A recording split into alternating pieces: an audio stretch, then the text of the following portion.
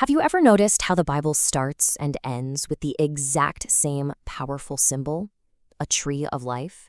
It's really this incredible story about a divine gift that was lost and the epic journey to get it back. So what is this tree, and why is it so central to this entire narrative? I mean, seriously, just pause and think about that for a second. This isn't some fantasy novel we're talking about. It's a core idea presented right at the very start of the biblical story, and believe me, it shapes everything that comes after it. So, to really get this, we have to go all the way back to page 1. The story opens in this perfect garden where humanity was offered a gift that was, well, truly divine. Now, most people, when they think of the garden, they focus on that forbidden fruit, right? The tree of the knowledge of good and evil.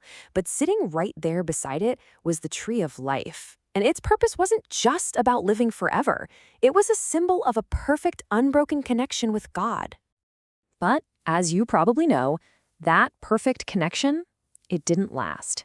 A choice was made, that fellowship was broken, and the path to this tree, any eternal life it offered, was suddenly and very dramatically sealed shut. It all unfolds in this tragic kind of domino effect. First, a single act of disobedience. That leads to a painful separation from the garden. And with that expulsion, bam, access to the tree of life is gone. But here's the part that's so crucial. The path was blocked for a very specific reason. It was to prevent humanity from being locked into a state of sin and separation forever.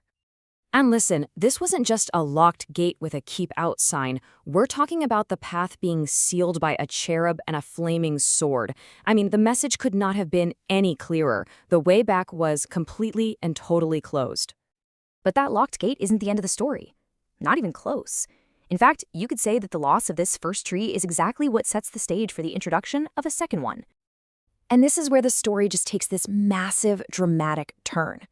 Christian theology comes in and introduces this powerful parallel, the cross. It gets reframed, not just as an instrument of death, but as a new kind of tree, one that could actually restore that broken connection. When you put these two side by side, the symmetry is, well, it's pretty striking. At the first tree, you have an act of disobedience that leads to separation.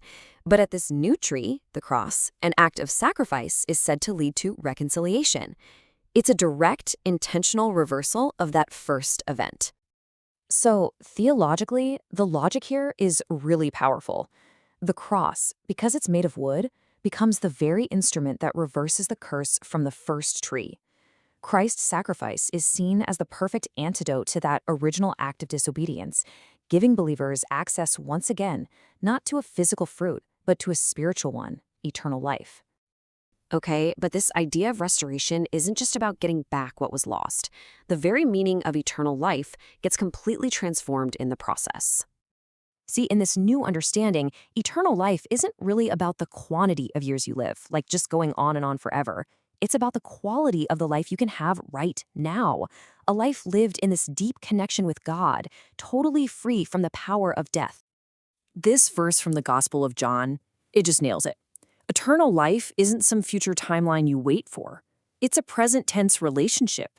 It's about knowing God. And this is where the whole story comes beautifully full circle.